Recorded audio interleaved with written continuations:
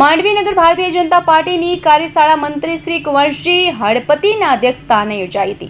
વિકસિત ભારતનો અમૃતકાળ સેવા સુશાસન ગરીબ કલ્યાણ 11 વર્ષ સંદર્ભે માંડવી નગરની મંડળ કાર્યશાળા આજરોજ માંડવી નગર ખાતે મંત્રી કુંવરજી હળપતિના કાર્યાલય અને એમની અધ્યક્ષસ્થાને યોજાઈ હતી, જેમાં સુરત જિલ્લા કાર્યશાળા ઇન્ચાર્જ કિશન પટેલે વિકસિત ભારતના અમૃતકાળ સેવા સુશાસન અને ગરીબ કલ્યાણના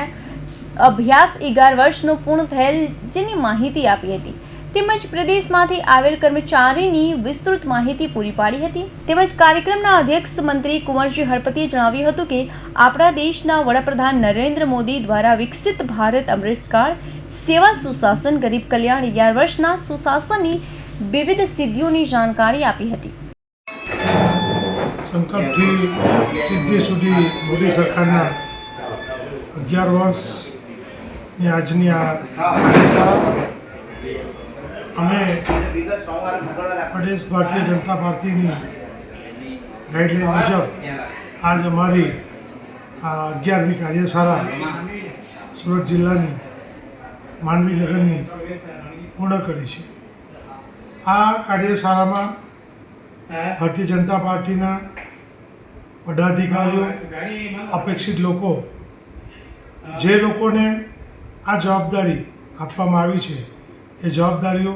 શક્તિ કેન્દ્રના માધ્યમથી, બૂથના માધ્યમથી દરેક કાર્યકરો સુધી અને જન સુધી આ કાર્યક્રમ ભારતીય જનતા પાર્ટીનો ઉદ્દેશ છે। આ ભારતીય જનતા પાર્ટી લોકોને મોદી સાહેબના 11 વર્ષ પૂર્ણ થયા છે એના કાર્યસિદ્ધિના રૂપમાં મોદી સરકારના શાસનમાં 11 વર્ષમાં અનેક ઘણા ઐતિહાસિક નિર્ણયો લેવાયા, અનેક ઐતિહાસિક કામો પૂર્ણ કરવામાં આવ્યા અને એ કામમાં જેવા કે રામ મંદિર, પાવાગઢનું મંદિર, 370ની કલમ, આવા અનેક વિષયો પર ભારતીય જનતા પાર્ટીના કાર્યકરો લોકો સુધી લઈ જશે। આ કાર્યક્રમ થકી લોકોમાં એક રાષ્ટ્રની ભાવના પેદા થશે, લોકોના વિકાસના કાર્યો થશે, લોકોની જોડે એક મળવાનો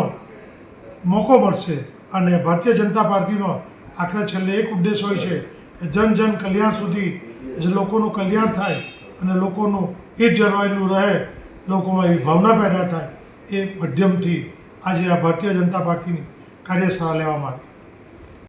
જેમાં સુરત જિલ્લા મહામંત્રી અને ઝોન પ્રભારી રાજેશ પટેલ, સુરત જિલ્લા ભાજપ મહામંત્રી અને આ કાર્યક્રમના જિલ્લા સંયોજક કિશન પટેલ, આ કાર્યક્રમના સહ સંયોજક મોહન આહિર અને કમલેશ પટેલ, જયેશ પટેલ, સુરત જિલ્લા ભાજપ મંત્રી અને કાર્યક્રમના સંયોજક ડોક્ટર આશીષ ઉપાધ્યાય, માંડવી નગર પ્રમુખ પ્રિતેશ રાવણ તથા મહામંત્રી વિજય પટેલ અને કાર્યક્રમના સહ સંયોજક સાલિન શાહ, માંડવી નગરપાલિકા પ્રમુખ નિમેશ શાહ, કારોબારી અધ્યક્ષ અને આ કાર્યક્રમના સહ સંયોજક કિરીટ પટેલ તેમજ સંગઠનના હોદ્દેદારો, ચૂંટાયેલા સભ્યો, શક્તિ કેન્દ્રના સંયોજકો હાજર રહ્યા હતા। Hamirsinh Chauhan, Hind TV news, Mandvi.